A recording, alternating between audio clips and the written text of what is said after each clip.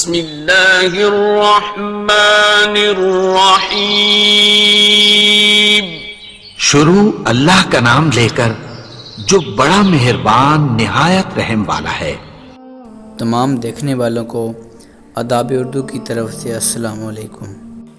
پیارے دوستوں، جیسا کہ ہم جانتے ہیں اللہ تبارک تعالیٰ کے اپنے بندوں پر بہت زیادہ احسانات ہیں۔ وہ اتنا رحیم ہے کہ ہماری نافرمانیوں کے باوجود بھی ہمیں اپنی رحمتوں سے نوازتا رہتا ہے۔ اس نے کبھی ہم سے ناراض ہو کر یا کبھی ہم سے غصہ ہو کر ہم پہ کبھی عذاب الہی نازل نہیں کیا۔ ہمارے اپنے گناہ ہی ہماری امتحان اور ہماری آزمائش کا سبب بنتے ہیں۔ ہمارے گناہوں کی وجہ سے ہی ہم پہ مصیبتیں آتی ہیں۔ وہ مصیبتیں بھی اس وجہ سے آتی ہیں تاکہ ہم سنبھل جائیں اور دوبارہ سے اللہ تعالیٰ کی طرف لوٹ آئیں۔ لیکن ہم اللہ تعالیٰ کی اس حکمت کو بھی سمجھنے کی بجائے الٹا شکوے شکایت شروع کر دیتے ہیں۔ بعض اوقات ہمارے گناہوں کی وجہ سے جو ہم پہ مصیبتیں آتی ہیں وہ بھی اللہ تعالیٰ کی طرف سے نعمتیں ہی ہوتی ہیں۔ وہ بھی ہمارے گناہوں کی معافی ہوتی ہے، کیونکہ اللہ تعالیٰ ہمیں اس کا عذاب، ہمارے گناہوں کا کفارہ ہمیں اس دنیا میں ہی دے دیتا ہے۔ اگر ہمارے گناہوں کی سزا آخرت پر ہی رکھ دی جائے تو بہت زیادہ دردناک عذاب ہے۔ ہم اللہ تعالیٰ کی حکمت کو نہیں سمجھ سکتے، لیکن کم سے کم ہمیں اللہ تعالیٰ کے غفور و رحیم ہونے کا تو یقین ہونا چاہیے۔ آج کل کے مسلمانوں کا ایمان کمزور ہے۔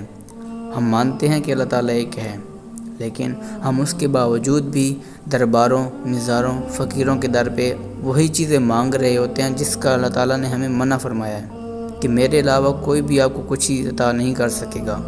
میرے دوستوں، ہمیں اپنے ایمان کو مضبوط بنانے کی فکر کرنی چاہیے۔ دوستوں، اللہ تعالیٰ تو انسان کے گناہوں کو بخشنے کے لیے ہر وقت تیار رہتے ہیں۔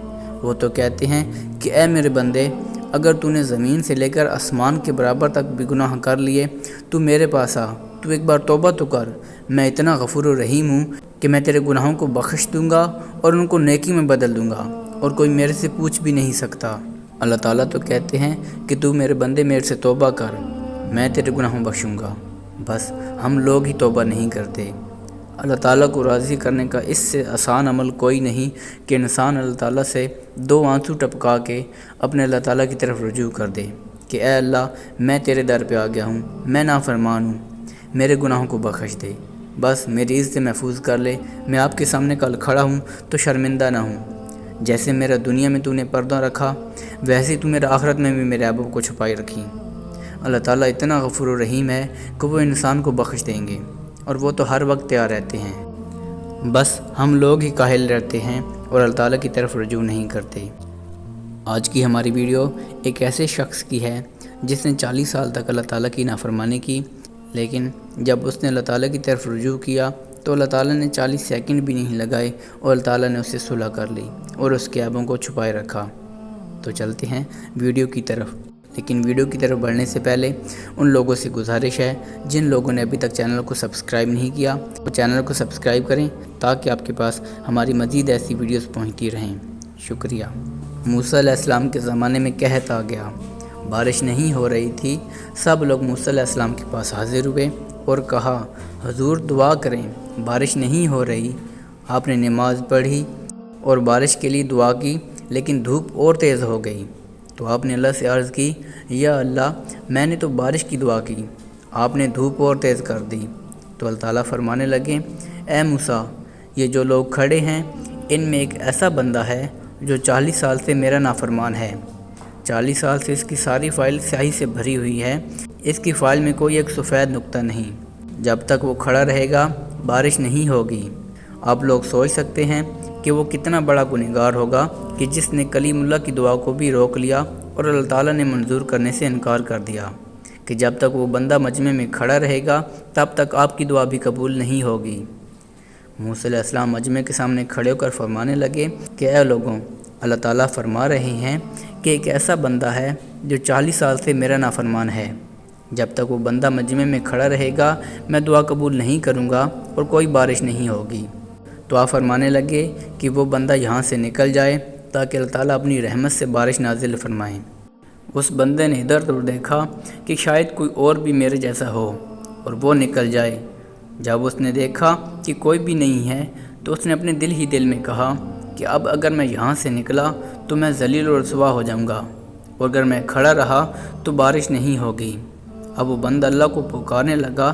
یہاں بات سمجھنے والی ہے کہ یہ پکار اللہ کی محبت یا گناہوں سے ندامت کی نہیں، بلکہ یہ اس کی اپنی عزت کو برقرار رکھنے کی تھی کہ اگر میں لوگوں کے سامنے باہر نکلا تو میں ذلیل و رسوا ہو جاؤں گا، اور اگر میں کھڑا رہا تو بارش نہیں ہوگی۔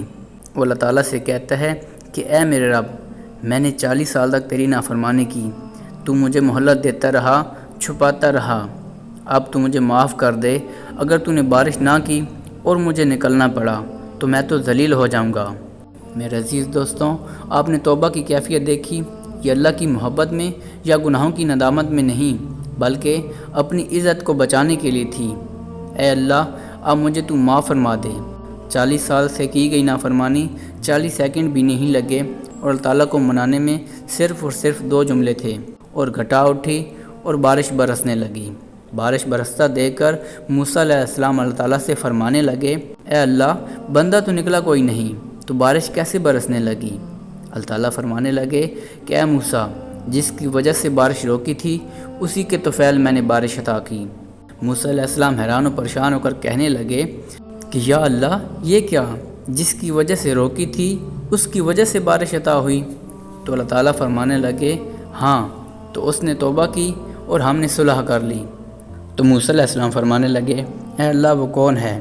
تو اللہ تعالیٰ فرمانے لگے، اے موسیٰ، جب وہ میرا نافرمان تھا تب میں نے نہیں بتایا، اب تو اس نے توبہ کر لی اور میں نے صلح کر لی، اب کیسے بتاؤں؟